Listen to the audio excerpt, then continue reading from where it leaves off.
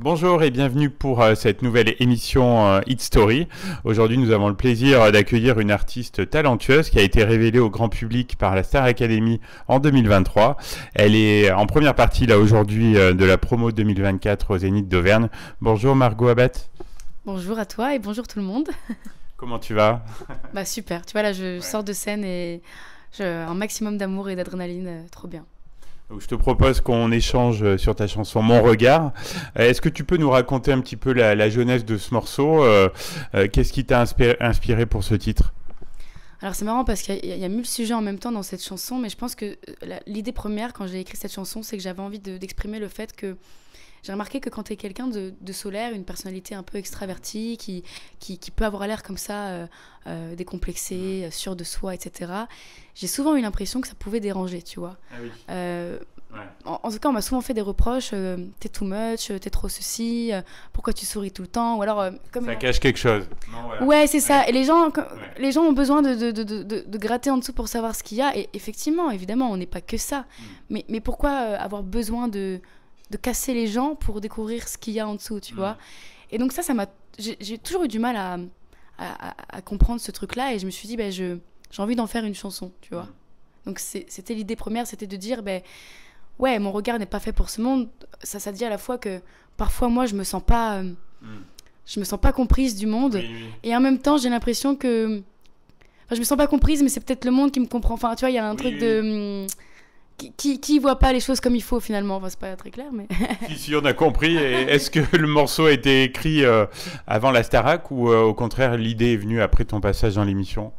Non, il est sorti juste après la Star Academy et je pense que quelque part ça m'a aussi un peu inspiré parce que tu sais, à la Star Academy, on m'a beaucoup considéré comme le clown, le pitre, etc. Et c'est des termes qui parfois pouvaient me déranger parce que je trouve qu'ils sonnent un peu péjoratifs, tu vois. Et au début, quand j'entendais ça, moi, dans le château, vu qu'on ne sait pas ce qui se passe à l'extérieur, je me disais, mais qu'est-ce que ça veut dire? En fait, je suis quoi? Je suis une fille qu'on prend pas au sérieux. Je suis la gogole du truc, en fait. Enfin, tu vois, ça me dérangeait. Et derrière, j'avais vu quelques commentaires de gens qui disaient que ça les dérangeait, quoi, cette personnalité. Il y en a plein qui adorent aussi cette personnalité. Oui, et il y en a plein qui adorent. Et puis de toute façon, je suis comme ça, mais j'avais envie de dire, mais en fait, j'avais envie de dire aussi un peu aux gens qu'il faut se méfier des apparences, quoi. Oui. Parce que je pense que derrière un clown se cachent en réalité des gens... Quelqu'un de sensible.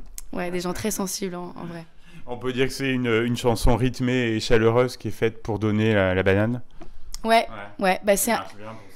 C'est l'idée du projet, c'est une façon de mettre en lumière un sujet qui est finalement un peu plus profond et qui peut, si on se penche un peu sur les paroles, est quelque chose de profond, pas de triste, mais tu vois. Mais j'avais envie de contraster avec une chanson qui soit très solaire pour faire danser parce que c'est aussi, c'est dans ma patte, quoi. C'est comme ça que j'ai envie de faire résonner mes mots, tu vois. Et la mélodie est hyper efficace, hein, elle rentre tout de suite en tête. J'en suis heureuse. Et comment s'est passée la collaboration avec l'équipe qui t'a entourée pour la production de ce morceau? Alors si tu veux, on avait déjà fait quelques chansons en studio et là on s'était retrouvés dans un séminaire.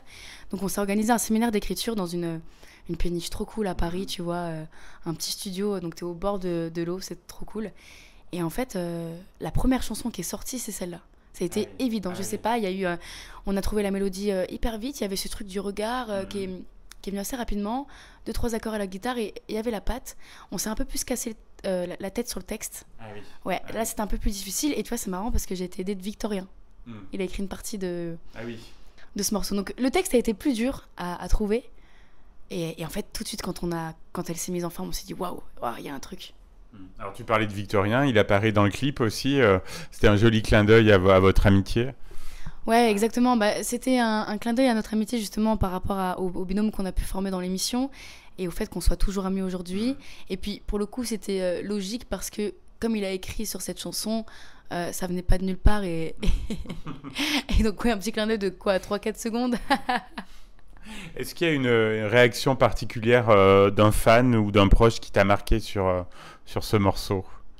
Ou quelque chose qui revient un peu par rapport au texte, par rapport à l'ambiance du morceau? Qu'est-ce que dit le public par rapport à cette chanson?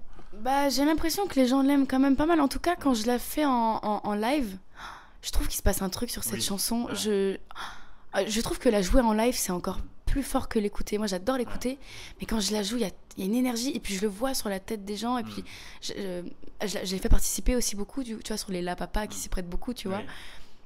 Il y a un truc assez fort, ouais. Donc, Oui, elle prend une autre dimension sur scène. Ouais. Ah ouais. Enfin, c'est une chanson une des chansons que j'aime le plus, tu vois. Bon, j'ai bien choisi alors. Ouais, ça me va d'en parler. Donc c'est un morceau phare de ton EP qui est sorti début mars, C'est la vie. C'est un projet solaire et authentique qui te correspond. Bah ouais, encore une fois, je pense qu'on a envie de faire quelque chose qui nous ressemble, et je pense que ouais, 80% du temps, je suis quelqu'un d'enthousiaste, d'optimiste, de solaire, j'essaye de l'être. Et en même temps, je me cache pas non plus de mes failles, et c'est pour ça que d'ailleurs dans cette EP, il y a le grand thème, c'est le soleil, évidemment, parce que j'ai envie de faire du bien autour de moi, et j'ai envie de pouvoir, quand je suis sur scène, que ce soit une grande fête. Mais tu vois, il y a des chansons comme Le cœur qui bat qui sont beaucoup plus sincères, enfin pas sincères, mais beaucoup plus sensibles, authentiques et profondes. Et c'est important pour moi de montrer toutes ces choses-là et d'être au plus proche, pas de la vérité, mais si d'être dans le vrai, et de transmettre un maximum de choses, tu vois. Et tu étais bien entouré, une bonne équipe. Bon, il y a Victorien toujours, et puis un autre ancien de la Starac, mais plus ancien. Ah oui, Jérémy Chaperon, ouais. Bah, c'est marrant parce que c'est le premier qui m'a tendu la main, qui est venu me chercher. En fait, il travaille sur l'album de la Starac depuis 2-3 ans, depuis la reprise, je crois. Donc on s'est rencontrés en studio dans le château. Et en fait, ça avait déjà bien matché à ce moment-là humainement. Il m'avait dit, à l'occasion, on se verra et tout. Je me suis dit, bon, j'attends de voir. Et parce que je sais que dans ce milieu, faut faire attention aussi à ce qu'on nous dit, tu vois. Il peut y avoir beaucoup de belles paroles. Mais non, il a pas menti, quoi. On s'est vu, et ça a matché tout de suite humainement et artistiquement. Et c'est devenu mon producteur et mon compositeur, enfin tout ça, tu vois. Il y a un autre titre qui a bien fonctionné sur cette EP, Le Tour du Monde. Ouais. Bah, c'est le premier. C'est le premier, C'est le premier, il a une saveur spéciale, c'est comme les premières fois, tu vois. Et Le Tour du Monde, ouais, ça, je me rappellerai toujours du clip. Enfin, c'était les premières expériences, et c'est la première chanson qu'on a fait en studio avec Jérémy. On s'est vu, on s'est dit, on essaye. Il fallait que je trouve un peu mon univers musical, et c'est la première chanson qu'il a faite, et du coup on l'a sortie, et ouais, on a pas mal d'écoutes, ça fait plaisir, tu vois. Oui, le public répond présent pour cette EP. Ouais, et ils chantent à chaque fois. De toute façon, je leur laisse pas le choix, je leur apprends 2 mots sur les refrains à chaque fois, et je leur dis, vous la faites avec moi. Donc oui, on se voit à l'occasion du Starac Tour 2025, tu fais quelques dates. C'est une fierté d'être en première partie de la promo 2024. Ouais, évidemment, c'est une fierté, parce que c'est un accomplissement pour un artiste de pouvoir chanter ses propres chansons, et d'autant plus que du coup moi j'ai pas fait la tournée de ma propre promo, et donc... C'était injuste, je te l'ai dit, mais ça fait plaisir. Moi je l'ai bien vécu parce que j'ai une philosophie de vie qui fait que je me dis que c'est comme ça et c'est ok, même si il y a quand même une petite partie de moi qui me disait ça aurait été cool, mais tu vois, là où je me dis la vie est bien faite, c'est que 1 an plus tard je me retrouve à finalement la vivre un peu, cette tournée. Tu vois, finalement, le tourbus, tous ces trucs-là que j'aurais aimé vivre, je les vis. Mais pour mes propres chansons. Donc, c'est un accomplissement de dingue. Et après, tu as des dates aussi en solo. Ouais. Depuis la sortie, j'ai enchaîné pas mal de choses. Donc, j'ai fait des coplateaux, j'ai fait des concerts solo. J'ai fait un petit peu de tout, des trucs plus intimistes, plus grands. Et c'est trop cool parce que ça a été hyper formateur. Là, j'ai fait ma première date parisienne le 27 mars aux Étoiles. Quand je dis première date parisienne, c'est... un premier concert qui dure autant de temps, où les gens viennent vraiment pour toi, et c'était fort, c'était... Ouais, moi vraiment la scène, j'adore, quoi. C'est là où tu te sens le mieux? Ouais, parce que je pense qu'on a tous des raisons différentes de faire de la musique. Moi, ce qui m'attire dans ça, c'est pas les paillettes, c'est pas la gloire, c'est pas l'argent, c'est vraiment, c'est les gens, quoi. Moi, j'étais animatrice avant, donc ce que j'aime, c'est l'échange, c'est le contact, c'est le partage, et donc sur scène, c'est le Saint Graal, c'est le moment où tout ce que tu as fait avant, tu le vis et tu le partages avec les gens, et il n'y a rien de plus fort.